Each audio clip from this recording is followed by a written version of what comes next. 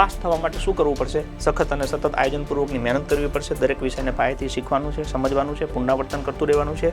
દરેક વિષયની ટેસ્ટ આપવાની છે. ટેસ્ટનું મૂલ્યાંકન કે આવડે છે કે નથી આવડતું, સારા અને નબળા પાસાને ધ્યાનમાં રાખીને મહેનત કરવાની છે. 14 કલાકથી વધારે રોજની મહેનત કરવી ફરજિયાત છે. જો તમે ગણિતના ટોપિક જોશો તો મોટાભાગે બધા ટોપિક આવરી લીધા છે.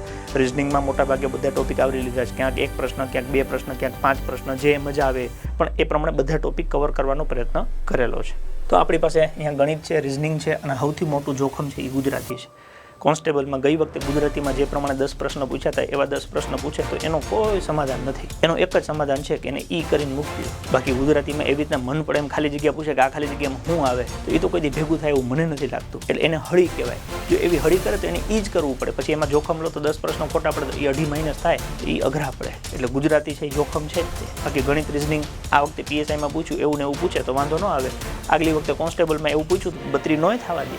સામે ઓકે બંધારણ, વિજ્ઞાન, સામાન્ય જ્ઞાન, કરંટ, ઇતિહાસ, ભૂગોળ, વારસો, પર્યાવરણ આ બધા વિષય એવા છે કે જેમાં તમે મહેનત કરો તો આરામથી 40% પ્લસ માર્ક્સ થાય. એમાં વાંધો નહીં આવે. વાંધો છે એ આમાં જ છે પાર્ટ એમાં.